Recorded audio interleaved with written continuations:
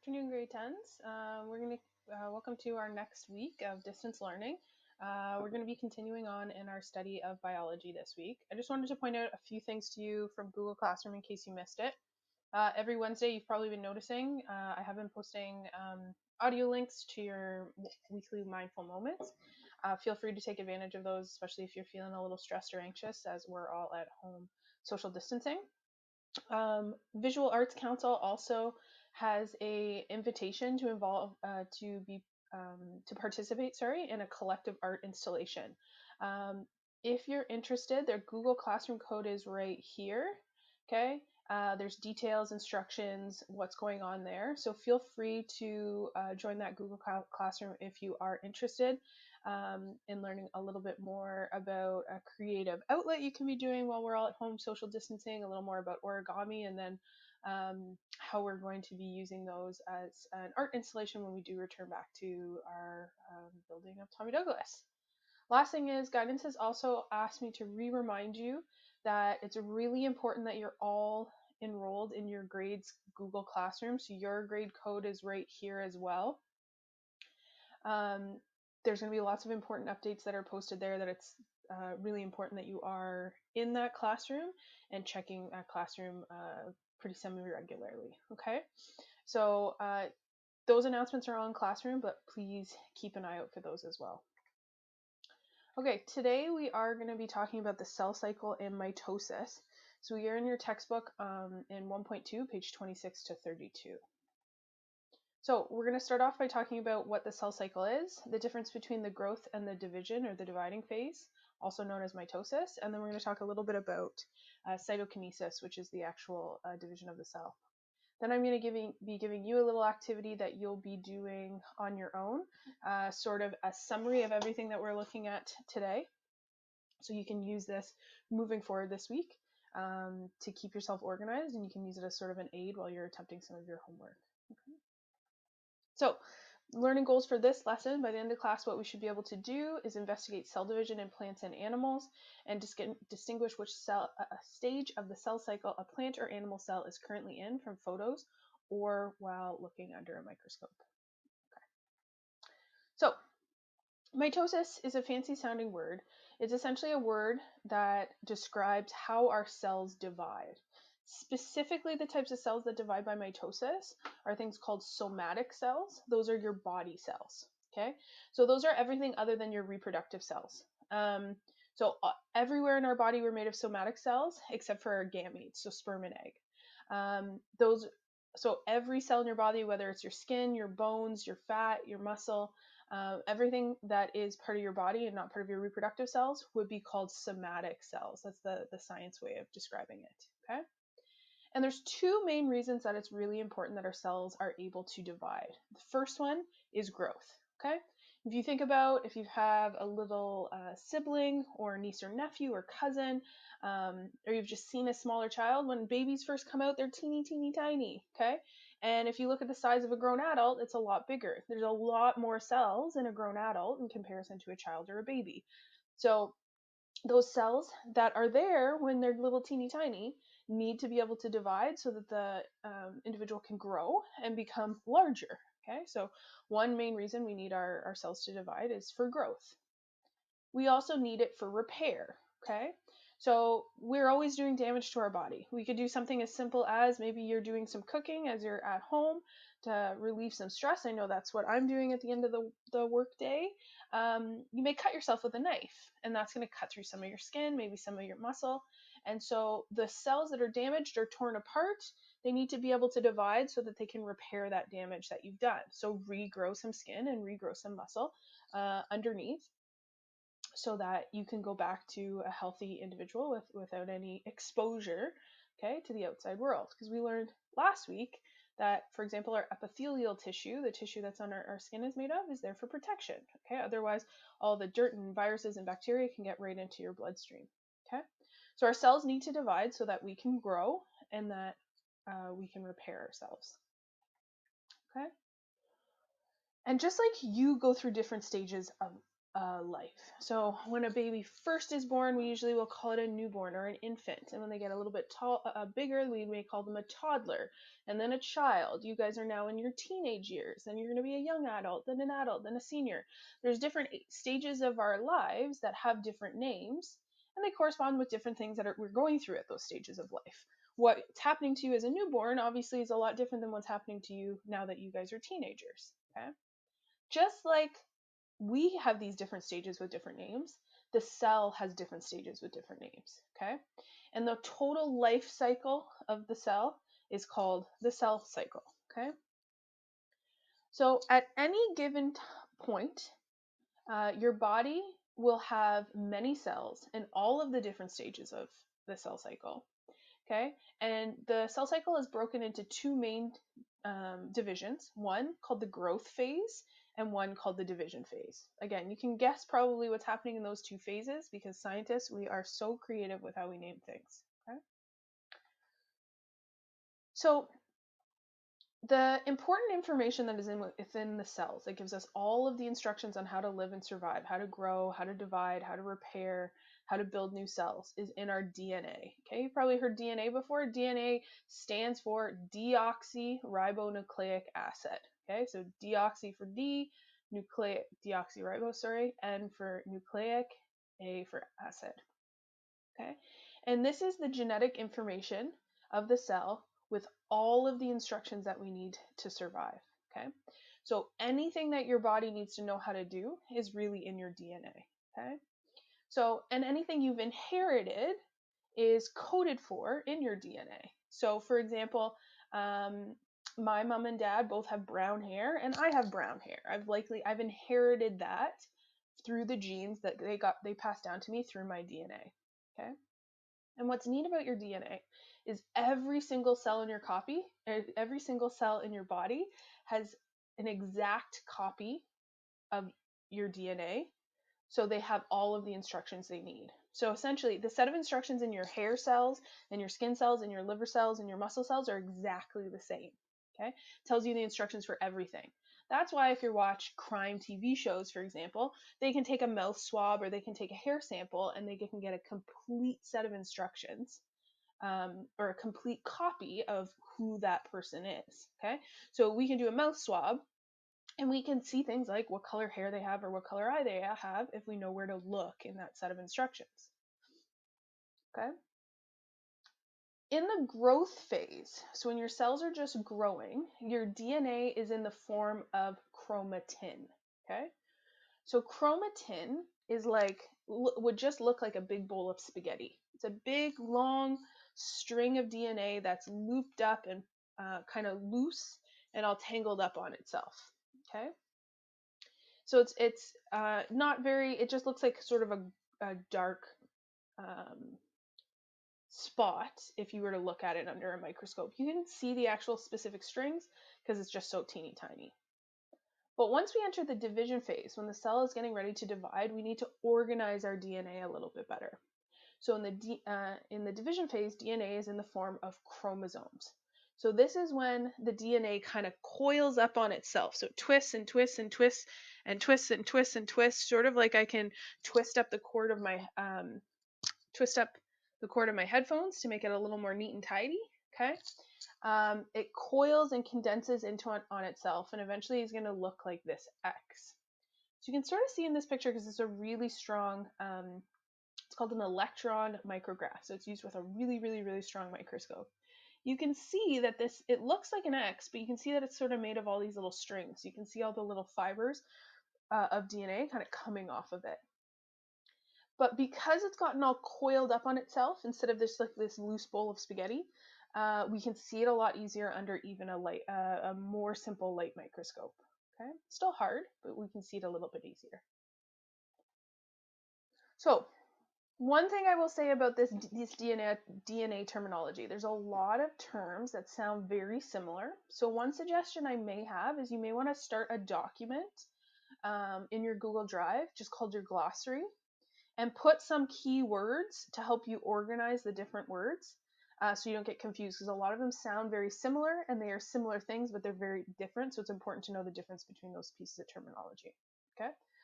So here's one thing. So when DNA is just in that loose spaghetti form, okay, in the growth phase, which we're going to learn soon is also called interphase, the DNA is called chromatin.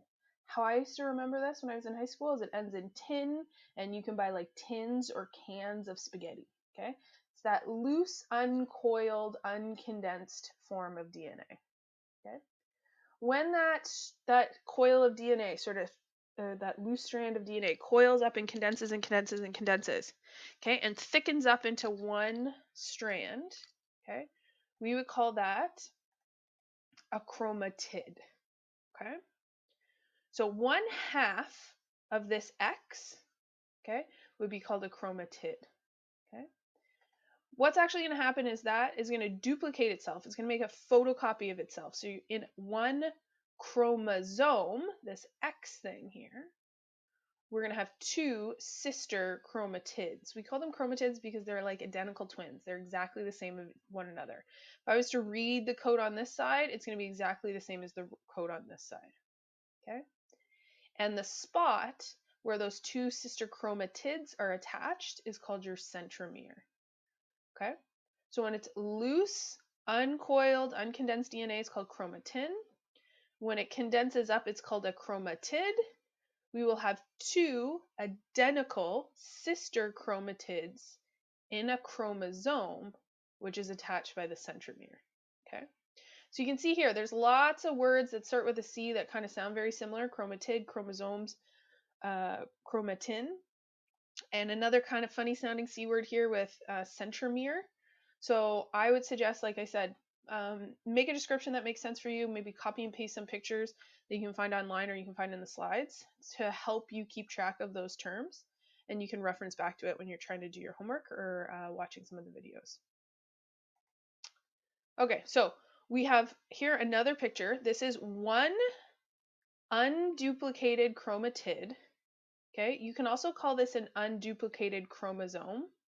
But oftentimes when we're talking about a chromosome, we're talking about a duplicated chromosome, which is two sister chromatids attached by a centromere. So this is an unduplicated or unphotocopied chromosome.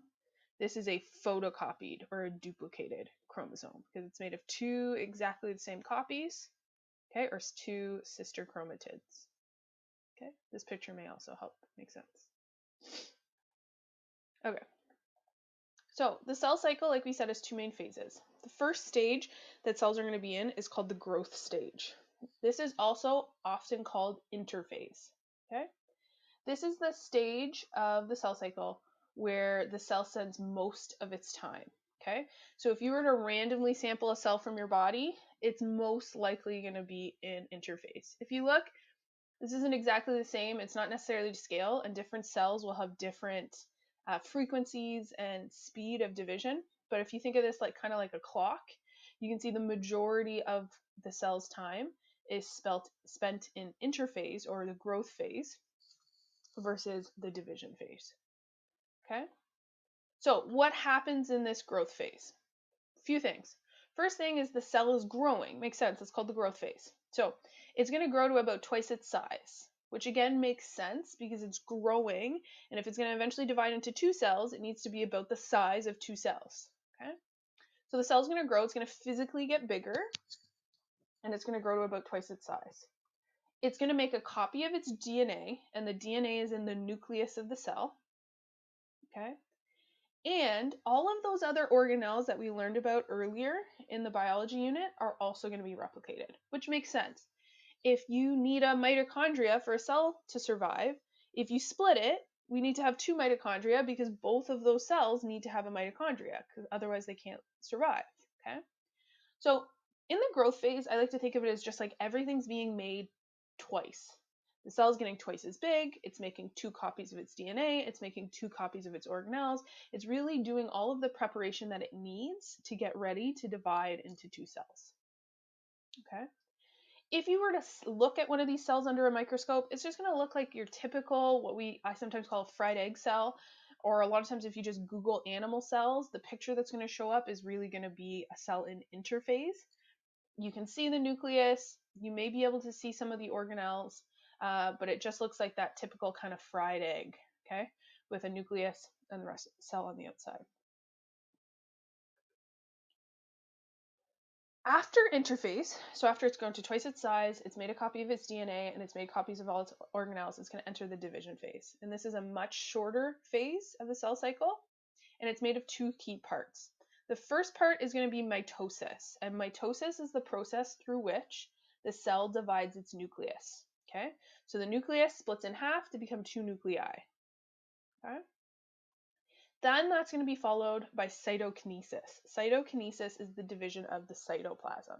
Okay, so first the nucleus is going to divide into two nuclei, then the cytoplasm is going to divide, and you'll then have two new cells, which will re-enter the growth phase, grow to twice its size, make a copy of its DNA, make copies of its organelles, and then it can divide again. So let's move me down here, so I'm out of your way. The division phase, the first part we're going to talk about is mitosis. Okay, so the first stage of mitosis is called prophase.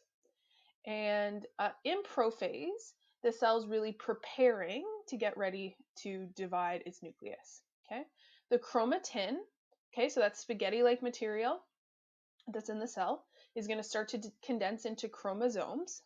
Okay, centrioles, which help with cell division, are going to move from being, usually they're right beside each other in pairs, to opposite sides of the cell, kind of like the north and south pole of the cell. Spindle fibers, which are these little strings, okay, or fibers that we're going to use, are going to start to extend from those centrioles. And the nuclear membrane, so that sort of membrane or bag that's holding everything in the nucleus, is going to start to disappear. So it's really getting ready for division. Okay, so the spaghetti chromatin is going to condense into chromosomes. Okay, centrioles are going to move from being close to one another to the opposite sides of the cell. Spindle fibers, little strings, are going to start to grow out of each of those centrioles, and the nuclear membrane is going to disappear. Okay? So that all that DNA stuff is sort of more free floating than it was before. The next stage of mitosis is metaphase. Now, the spindle fibers, those strings that are coming out of the centrioles, are going to attach to the centromeres. So if you remember, the centromeres is where those two sister chromatids are attached to one another. Okay? And those strings are going to kind of do a tug of war, tug of war, tug of war, and line up all of our chromosomes really neatly along this line right here, which is called the metaphase plate. Okay? Or the often in your textbook, it's also called the equatorial plate. You can think of it like the equator. Okay, so right around the center of the cell, all these chromosomes are going to line up. Okay, and you can see in this picture of the microscope right here, you can see sort of where the centrioles are. You can kind of see a little bit of those strings, those spindle fibers that are coming off, and you can see that all that DNA, all those chromosomes, are actually really neatly lined up all along the center. Okay, so those spindle fibers attached to the centromeres. They're going to do this tug of war, those two, because there's one spindle fiber from this side and one spindle fiber from this side, kind of pulling, which they can pull on one another to get lined up nice along the equatorial plate. Okay, so they're all neat and organized and lined up in the middle of the cell. The next stage is going to be anaphase, and what happens now is the spindle fibers start to shorten again. Okay, so what happens is those little X chromosomes at the center of the cell are going to kind of get pulled apart. Sorry, they're going to get sort of the centromeres. What's going to happen is they're going to get pulled apart and get pulled towards opposite sides of the cell. So this chromosome used to be lined up right here. One sister chromatid is getting pulled one way, and one sister chromatid is getting pulled the other way. And you can see right here, there's these little, like those unduplicated chromosomes, or those chromatids, getting pulled to opposite sides. And what you got to remember is these are sister chromatids, right? They're exactly the same. They have the exact same information on them.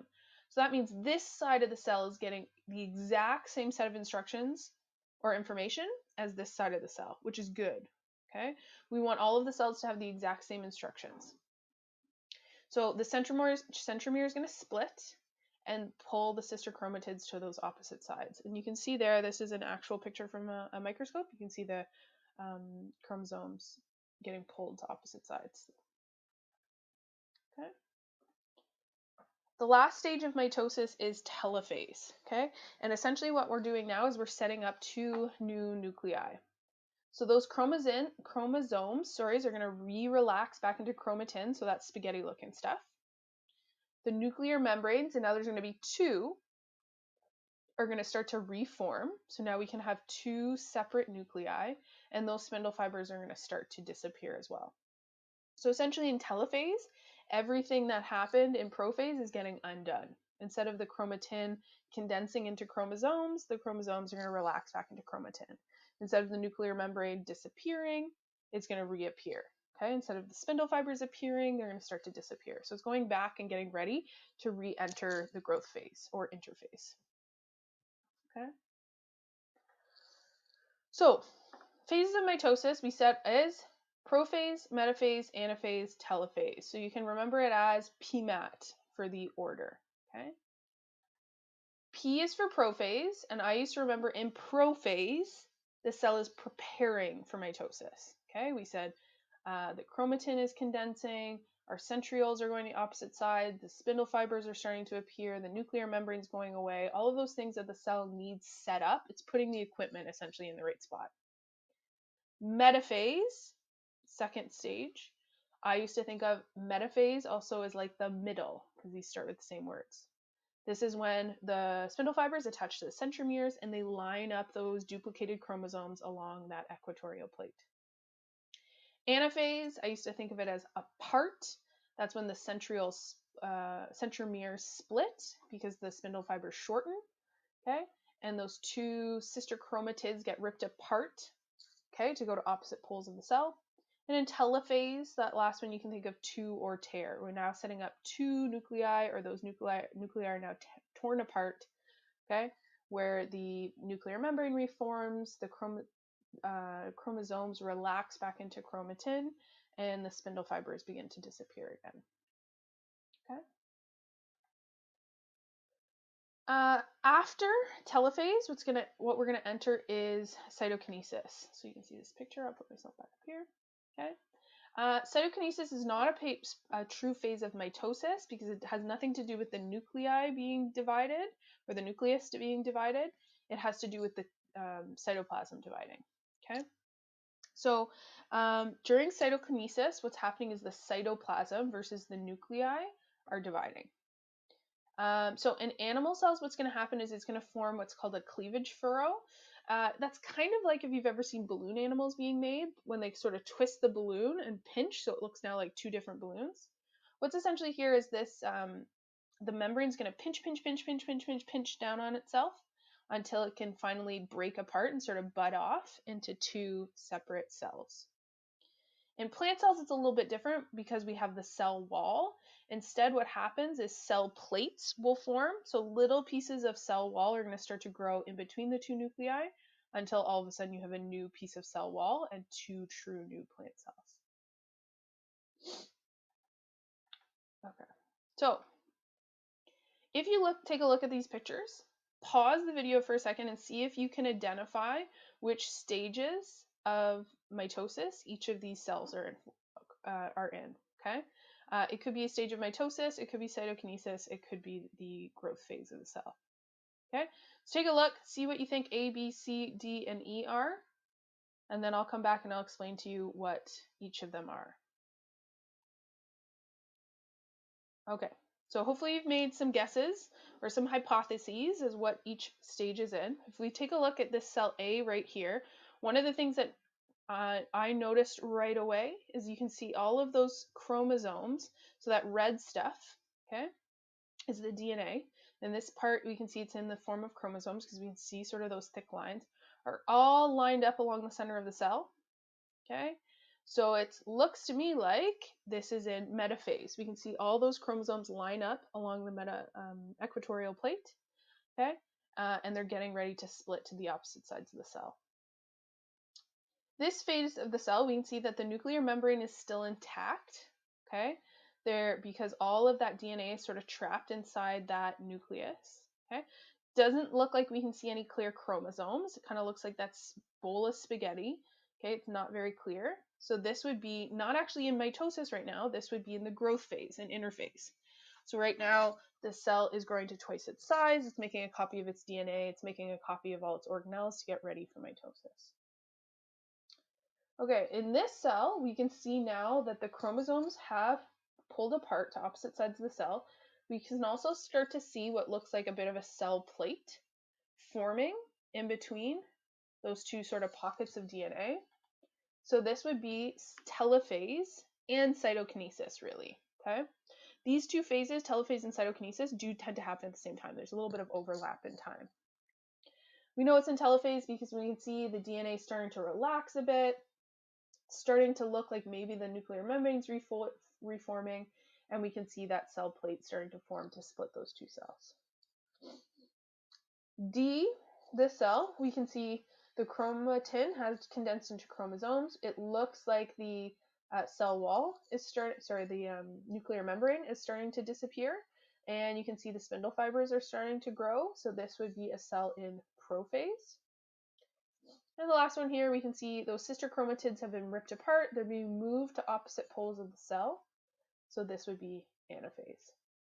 So this would be a really good question on a test or a quiz or exam, giving you a picture like this and having you identify what phase it's in and maybe give me a couple of reasons how you knew that. Okay, so here's what I would like you to do now. What you're going to do is you're going to get a piece of paper, okay? And you need to divide your piece of paper into 6 squares. So how I would suggest you do that is you're going to fold it in half. Okay, like a hot dog fold. Okay, and then you're going to fold it into thirds. Okay, so it kind of looks like a Z. When you unfold it, you're now going to have 6 sort of panels that you can draw in. Okay, what I would like you to do is label them as interphase, prophase, metaphase, anaphase, telophase, cytokinesis. Okay, so there's 6 phases of the cell cycle: interphase, prophase, metaphase, anaphase, telophase, cytokinesis. What I want you to do is write the phase up at the top. So like 1 would be interphase. Draw what the cell looks like in interphase. Okay, you can take a look back at the slides to help you out, but we know, for example, interphase is just that fried egg cell. And then in your own words, say what's happening. So write a couple points on the side to see what's happening. That way, on one sheet of paper, you're going to have the stages of the cell cycle all organized, okay? And that's going to help you if you're having any trouble getting ready for a quiz or doing any of your homework problems, or some of the review that we're going to be doing later in this week, okay? So that's going to be a really good tool. Keep it somewhere handy so you can reference back to it whenever you're having trouble understanding what may be going on in mitosis or any of the other stages of the cell cycle. Okay, so that's going to be your activity for today. Hope everyone is staying safe, staying home, and staying healthy. And reminder, reach out to me via email if you have any questions. Also, some of you were talking about a document where you can post questions. That's our FAQ document. So all you need to do is email me the questions. Anytime I'm being asked a question that's not specific to that student, I'm copying and pasting that question and posting it in that FAQ document. So if you're having trouble, go back and take a look at some of the things that your peers have been posting, and I'll continue to update that. All right, have a great day, and I'll see you for our next lesson.